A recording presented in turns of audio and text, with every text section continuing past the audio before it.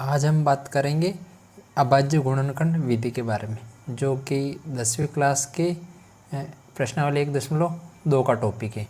तो अभाज्य गुणनखंड विधि होती क्या है, इससे सवाल कैसे होते हैं और इसका यूज़ कहाँ कहाँ होता है, उन सब के बारे में चर्चा करेंगे। तो देखिए, सबसे पहले तो अपन ये जान लेते हैं अभाज्य होता क्या है, अभाज्य संख्या होती क्या है, उसके बाद गुणनखंड का मतलब क्या होता है और विधि का मतलब आप समझते हो। तो सबसे पहले अपन देखते हैं गुणनखंड। गुणनखंड का मतलब होता है जिस तरह से आप एलसीएम निकालते हो किसी भी संख्या का, उसके बाद में इस टाइप से निकालते हैं। तो यहाँ पर जो भी आता है वो सब क्या रहते हैं, यहाँ वाली संख्या के क्या रहते हैं, गुणनखंड रहते हैं। जैसे मान लो कि मैं यहाँ लिख देता हूँ 27, मैंने यहाँ पर कितना लिख दिया 27, तो 27। अब इसको अपने को सबसे पहले छोटी से छोटी संख्या से काटना है। तो सबसे छोटी संख्या 3 है, 3 से ही कटेगा। तो 3 से कितनी बार कटेगा, 9 बार, फिर 3 से 3 बार, फिर 3 से 1 बार, तो 27। तो ये जो 27 है इसके गुणनखंड क्या क्या है, यानी इसके टुकड़े क्या हुए, 3 गुणित 3 गुणित 3, इस टाइप से।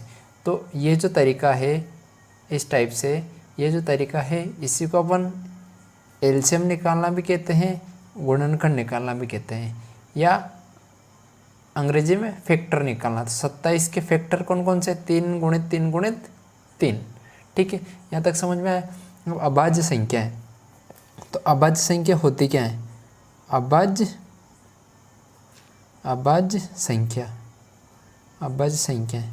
तो देखिए, अभाज्य संख्या जो है, अभाज्य संख्या वे संख्या होती हैं, अभाज्य संख्या, मेरे शब्दों को ध्यान से सुना, अभाज्य संख्याएं वे संख्याएं होती हैं जो या तो केवल 1 से कटेगी या वो खुद उसी संख्या से कटेगी। जैसे कि मैं लिखता हूँ कि 11, ये जो 11 है, ये 11 है। अपन इस 11 के इस तरह से टुकड़े करेंगे, 11 के इस तरह से टुकड़े करेंगे। तो 11 के टुकड़े क्या क्या कर सकते हैं, अपन कुछ कर सकते हैं। जैसे 11 है तो मैंने इसके टुकड़े किए, तो या तो मैं 1 से काटूँ, 1 से 11 बार कटेगा, फिर 11 का 11, तो 11 के टुकड़े क्या क्या हुए, 11 के क्या टुकड़े हुए, 1 गुणित 11। तो अभाज्य संख्या वे संख्या होती है जो या तो 1 से कटेगी या खुद उसी संख्या से कटेगी। जैसे लिखते हैं अपन 19 एक अभाज्य संख्या है। क्यों, क्योंकि 19 जो है वो या तो 1 से कटता है या 19 से कटता है। तो अभाज्य संख्या जो है, अभाज्य संख्या है, उनके केवल कितने गुणनखंड संभव है, 2। कितने गुणनखंड संभव है, केवल 2। अभाज्य संख्या के कितने गुणनखंड संभव है, 2। और वो 2 कौन कौन से होते हैं, एक तो वह खुद संख्या, और दूसरा होता है 1। तो ये चीज़ ध्यान रखना कि अभाज्य संख्या वे संख्या होती हैं जिनके केवल 2 गुणनखंड संभव है, एक तो वह स्वयं संख्या और दूसरा होता है 1। तो इस विधि से अपन ये निकालना सीखेंगे कि अभाज्य गुणनखंड विधि। तो अब स्टार्ट करते हैं इस विधि को। तो देखिए, जैसे कि इसमें जो पहला जो सवाल दे रखा है वो दे रखा है, पहला जो सवाल वो दे रखा है 140। ठीक है, 140। तो अपने को 140 के क्या करना है, गुणनखंड करना है। कौन सी विधि से, अभाज्य गुणनखंड विधि से। अब अभाज्य संख्या कौन कौन सी है वो मैंने बताई, जो या तो खुद से कटती हैं या 1 से कटती हैं। तो सबसे छोटी अभाज्य संख्या कौन सी है, कहाँ पर, यहाँ बता दूँ। जैसे सबसे छोटी संख्या अभाज्य संख्या कौन सी, 2, फिर कौन सी, 3, फिर 5, फिर 7, फिर 11, फिर 13, फिर 17, फिर 19, फिर 23, इस टाइप से। कोई आपसे पूछे कि 1 से लेकर 50 तक, 1 से लेकर 50 तक, 1 से लेकर 50 तक कितनी अभाज्य संख्या होती है, तो कितनी होती है, 15। 1 से लेकर 50 तक कितनी अभाज्य संख्या होती है, 15। आप गिन सकते हो, 1 2 3 4 5 6 7 8 9। 23 के बाद 27 तो कटता है, 29। 23 के बाद क्या जाएगा, 29। 29 के बाद में 31। 33 तो 11 से कट जाएगा, 34 भी कटेगा, 35 भी कटेगा, 36 भी कटेगा, 37 किसी से नहीं कटता है, 39 कटता है, 41 नहीं कटता है, 41 किसी से भी नहीं कटता है, 43, ठीक है, 43 भी नहीं कटता है। उसके बाद में 44, 45, 46, 47, 48, 49, एक और 47, 47 भी किसी से नहीं कटता है।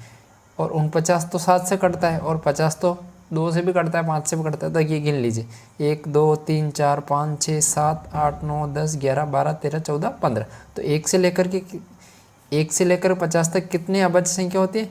15, जो मैंने बता दी। सबसे छोटी अभाज्य संख्या, कोई पूछे सबसे छोटी अभाज्य संख्या, तो सबसे छोटी अभाज्य संख्या कौन सी है? 2। कौन सी है? 2। ये जो 2 है ये सबसे छोटी अभाज्य संख्या भी है, और ध्यान से सुनना, 2 जो है वो सबसे छोटी अभाज्य संख्या तो है ही है, साथ के साथ में ये एक ऐसी संख्या है, जो सम भी है। सम मतलब इवन नंबर भी है। सम, ये एक सम संख्या भी है। सम संख्या। तो सबसे छोटी अभाज्य सम संख्या कौन सी है? 2। और सबसे छोटी अभाज्य संख्या कौन सी है? वो भी 2 है। 2 के अलावा दुनिया में ऐसी संख्या नहीं है जो कि सम भी हो और अभाज्य भी हो। तो ये चीज़ ध्यान रखना कि 2 ही एकमात्र ऐसा नंबर है जो अभाज्य तो है ही है, साथ में क्या है? सम भी है। तो सबसे छोटी अभाज्य सम संख्या 2 है, और सबसे छोटी केवल अभाज्य संख्या भी क्या है? 2। और बड़ी से बड़ी की तो कोई लिमिट नहीं, क्योंकि संख्याएं अनंत होती हैं, तो उसके बारे में अपन नहीं जानेंगे, क्योंकि वो एग्जामिनर पूछ ही नहीं सकता है। पूछेगा तो सबसे छोटी पूछेगा, ठीक है। तो अभाज्य संख्या का मतलब समझ में आया? 1 से 50 तक कितनी अभाज्य संख्या होती है? 1 से 50 तक कितनी अभाज्य संख्या होती है? 15 अभाज्य संख्या। 1 से 50 तक 15 अभाज्य संख्या है। और 50 से 100 तक कितनी होती है? 50 से 100 तक होती है 10 अभाज्य संख्या। 10 अभाज्य संख्या है। तो कोई पूछे 1 से 100 तक, 1 से 100 तक कितनी अभाज्य संख्या होती है? टोटल कितनी हो जाएगी? 15 तो ये और 10 ही, कितनी हो जाएगी टोटल? 25। तो 1 से 100 तक कितनी अभाज्य संख्या होती है? 25, यानी 25। तो देखिए, अभाज्य गुणनखंड क्यों कहा जाता है इसको? अभाज्य गुणनखंड इसलिए कहा जाता है कि अपने को कोई भी बड़ी संख्या जैसे 140, इसके तब तक टुकड़े करने जब तक कि ऐसी कोई अभाज्य संख्या अपने को न मिल जाए। ऐसी कोई ना कोई अभाज्य संख्या अपने को जब तक ना मिले तब तक इसको तोड़ते जाना है। इस विधि से तोड़ते जाना है, ये वाली विधि से तोड़ते जाना है। तो देखिए, अपन करते हैं पहला 140। तो 140 को तोड़िए 2 से 2 7 14, फिर 0, फिर 2 से कितनी बार जाएगा? 35 बार।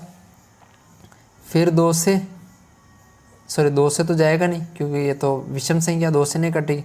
अब तो एक ही है संख्या काटने वाली, इसको, वो है 5। 5 से कितनी बार कटेगा? 7 बार। और फिर कैसे कटेगा? 7 से, 7 से कम 7। तो देखिए 140 जो है इसके अभाज्य गुणनखंड क्या है? 2 गुणित 2 गुणित 5 गुणित 7। इसी को हम लिख देते 2 गुणित 2 यानी 2 की घात 2 गुणित 5 गुणित 7। तो जो 140 है, ये जो 140 है, इसके अभाज्य गुणनखंड क्या है? 2 की घात 2 गुणित 5 गुणित 7। कौन सी विधि से आए? ये अभाज्य गुणनखंड विधि से, ये अभाज्य गुणनखंड विधि है, ठीक है। तो आपको ये चीज़ ध्यान रखनी है कि अभाज्य गुणनखंड निकालते कैसे और अभाज्य संख्याएं होती क्या है। सबसे पहले तो ये पता होना चाहिए कि अभाज्य संख्या होती क्या है। तो मैंने बता दी अभाज्य संख्या होती क्या है। 1 से 50 तक कितनी होती है? 50 से 100 तक कितनी होती है? अपनों से ऐसा भी पूछ सकता है कि 2 अंकों की सबसे बड़ी अभाज्य संख्या है। 2 अंकों की सबसे बड़ी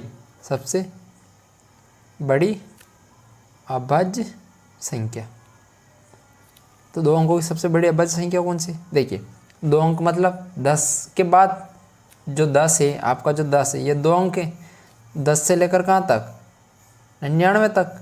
भाई 10 से लेकर के कहाँ तक 99 तक, क्यों 99 के बाद तो क्या आता है 100, तो 100 तो 3 अंकों वाली संख्या हो जाएगी। तो 10 से लेकर 99 तक, कहाँ तक 10 से लेकर के 99 तक अपने को लेना है।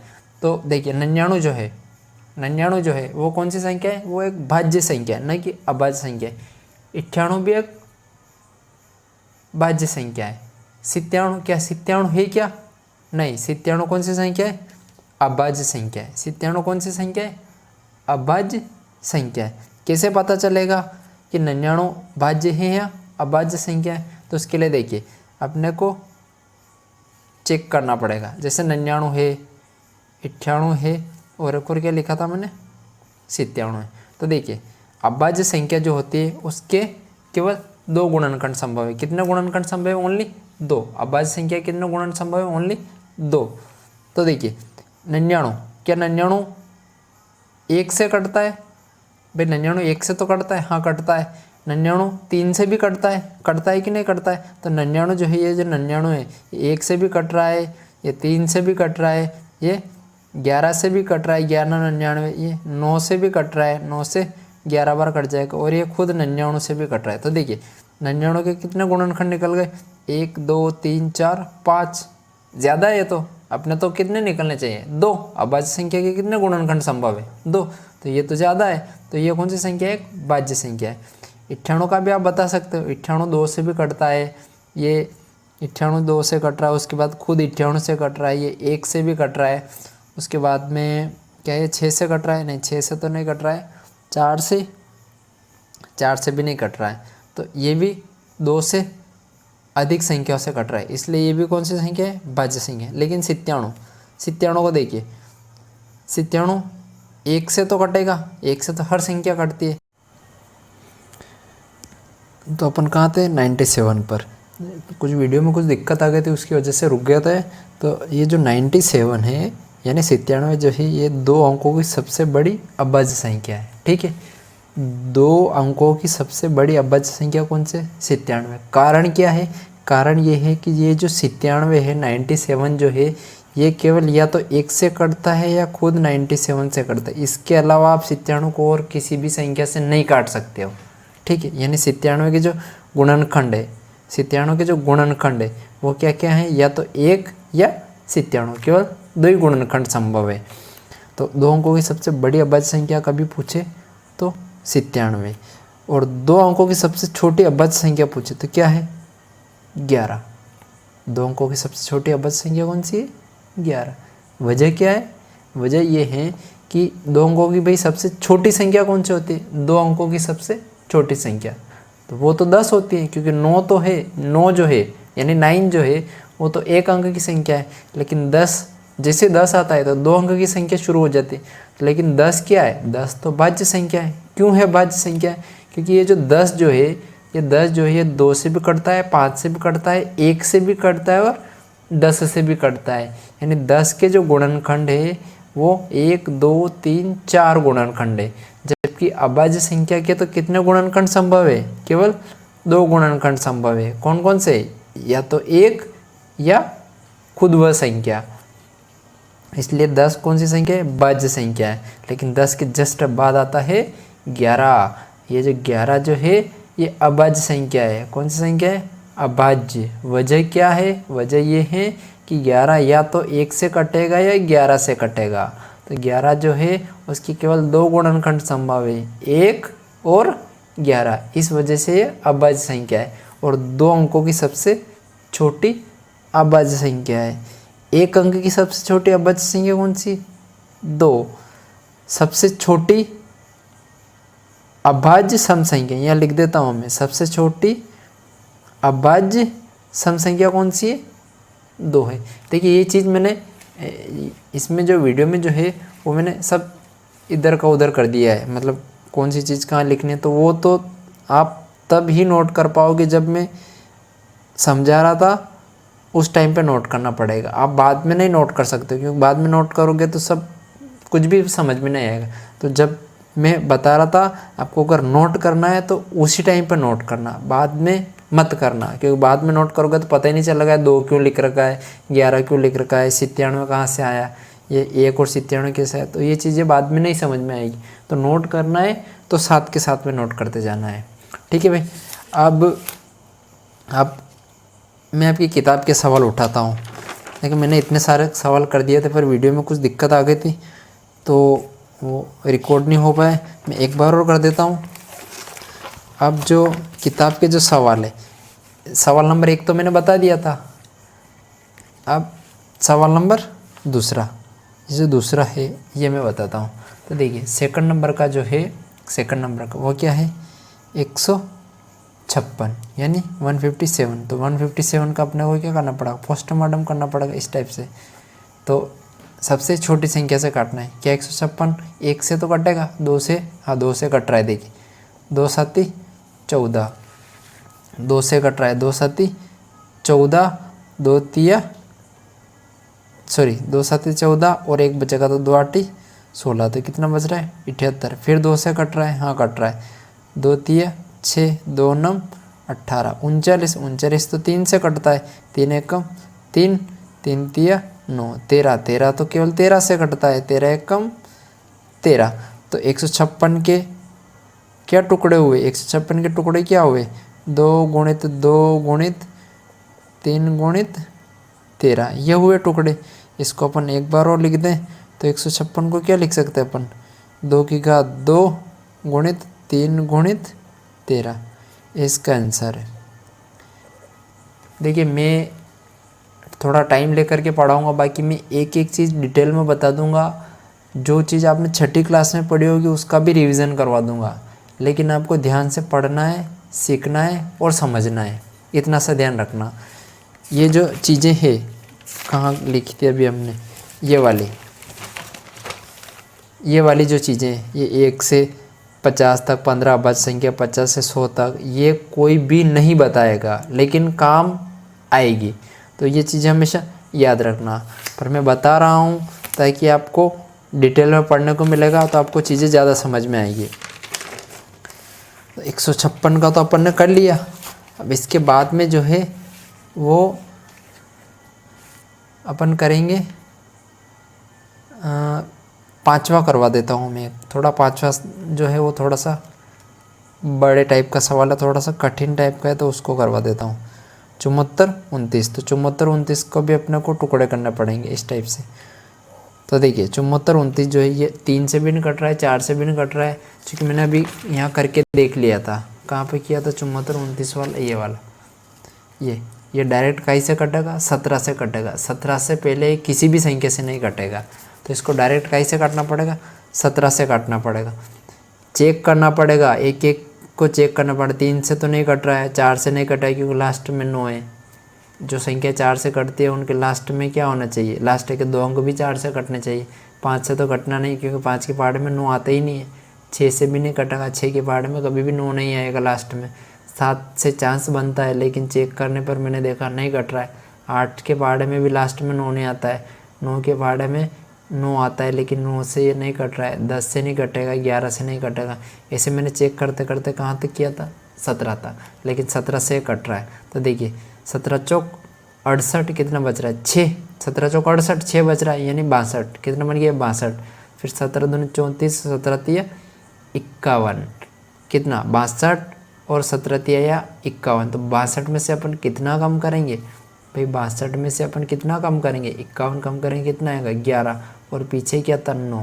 तो क्या 17 के पहाड़ में 119 आता है, हाँ आता है। 17 5 85, 17 छंग 102, 17 7 119। तो फिर 437 आया। क्या है 17 से कट रहा है, 17 दूना 34, कितना बच रहा है 34, तो 6 और 3 7, 97, यानी 17 के पहाड़ में 97 नहीं आएगा। तो फिर कैसे कटेगा, 19 से कटेगा। तो 19 से काटते, 19 दूना 38, 19 दूना 38, 38 में 6 जोड़ने पर 43 आ रहा है भाई। 38 में कितना जोड़ने पर 43, नहीं 38 में 5 जोड़ने पर 43 आ रहा है। तो ये कितना बन गया 57। तो 19 दूना 38, 19 तिया 57।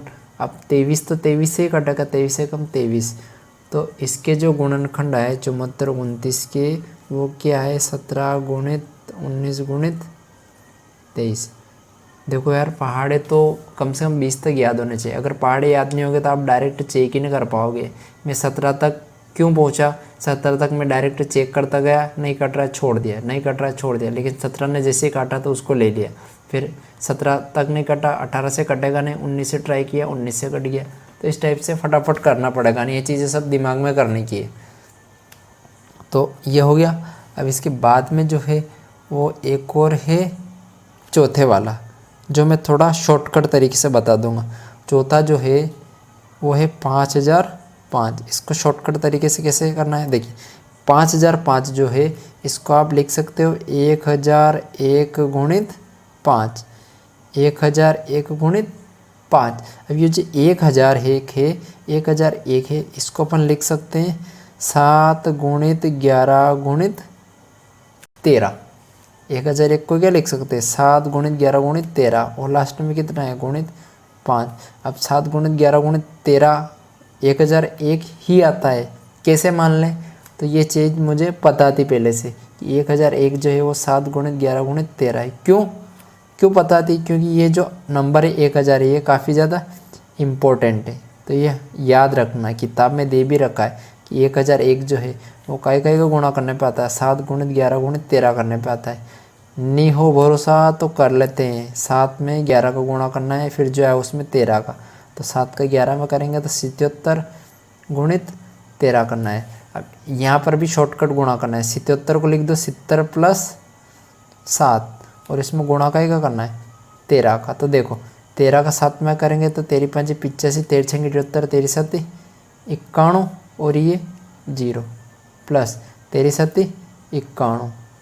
ठीक है, अब 910 में अपन 51 जोड़ेंगे तो कितना आएगा 1001 आएगा। तो यही तो मैं बता रहा था कि इनका गुणा करना भी क्या था 1001, और 5 तो ही सही। तो 5005 की गुणनखंड क्या है, 5005 की गुणनखंड क्या है 7 गुणित 11 गुणित 13 गुणित 5। ये इसका उत्तर है, ये याद रखना है। तक मैंने पहले बता दिया था, सब कुछ बता दिया था, यहाँ तक बता दिया था मैंने ये वाला, लेकिन दिक्कत क्या हुई वीडियो में रिकॉर्ड नहीं हुआ तो मेरे को फिर से बताना पड़ा। मैं एक और चीज़ बता रहा था कि अभाज्य गुणनखंड और भाज्य गुणनखंड में फ़र्क क्या है।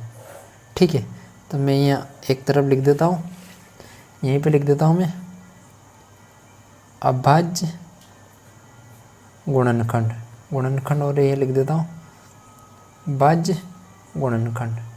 ठीक है, भाज्य गुणनखंड। तो देखिए अभाज्य गुणनखंड का मतलब होता है कि जो भी गुणनखंड आएगा, इस टाइप से जो भी गुणनखंड आएगा उसमें जो भी संख्या होगी वो सारी क्या होगी अभाज्य संख्या है।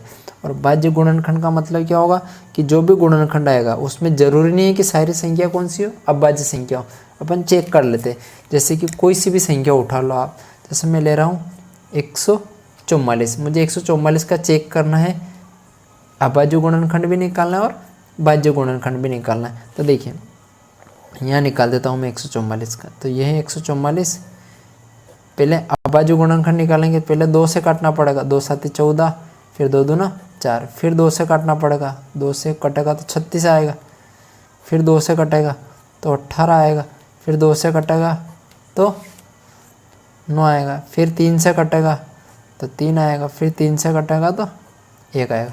तो 144 का अभाज्य गुणनखंड क्या है 2 गुणित 2 गुणित 2 गुणित 2 गुणित 3 गुणित 3, यानी अभाज्य गुणन क्या है इसके 2 गुणित 2 गुणित 2 गुणित 2, फिर गुणित 3 गुणित 3।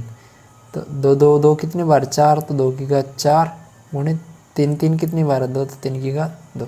तो 144 का अभाज्य गुणन क्या है खंड क्या है 2 की घात 4 गुणित 3 की घात 2। लेकिन 144 का भाज्य गुणनखंड क्या होगा वो मैं यहाँ बता देता हूँ, भाज्य गुणनखंड। ठीक है, तो ये है 144, इसका भाज्य गुणनखंड निकालना है। तो भाज्य गुणनखंड निकालना है तो डायरेक्ट इसको बड़ी संख्या से काट दो। इसको डायरेक्ट मैं काट सकता हूँ कैसे 12 से काट रहा हूँ, तो 12 से कितनी बार कटेगा 12 बार कटेगा, फिर 12 से 12 एक बार कट जाएगा। तो 144 के भाज्य गुणनखंड क्या है 144 का भाज्य गुणनखंड क्या है 12 गुणित 12, इसी को अपन लिख सकते हैं 12 की घात 2। तो देखिए इसमें जो भी अंक आए वो सारे कौन से अंक आए अभाज्य संख्या है, यानी अभाज्य अंक आए। लेकिन इसमें जो अंक आए 12 कौन सी संख्या है? भाज्य संख्या है, इसलिए ये भाज्य गुणनखंड देता है। और ये अभाज्य संख्या आई, इसलिए इसे क्या बोलते हैं अपन? अभाज्य गुणनखंड। ठीक है, मुझे पूरा भरोसा है कि अगर आप समझ के पढ़ोगे, ध्यान से पढ़ोगे, एक एक चीज़ को नोट करोगे, कोशिश करना अगर टाइम हो, तो मैं गारंटी लिख करके देता हूँ कि आपको समझ में आ जाएगा, दिमाग में चीज़ बैठ जाएगी। लेकिन शर्त यही है, आपको ध्यान से सुनना पड़ेगा, समझना पड़ेगा। तो इसको आप चाहो तो नोट कर सकते हो।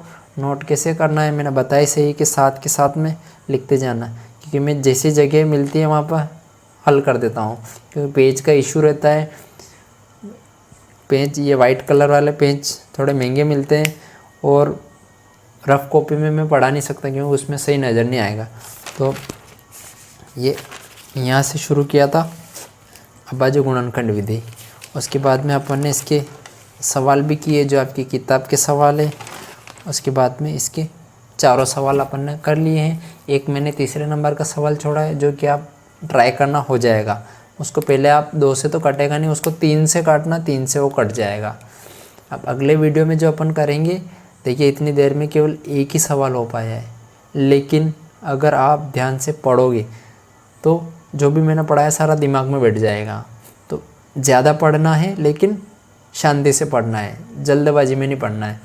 अगले वाले वीडियो में अपन सेकंड नंबर का सवाल डील करेंगे, तो उसमें थोड़ा सा अलग रहेगा। उसमें HCF निकालना है, फिर उससे LCM निकालना है, उसके बाद उत्तर की जांच भी करना है।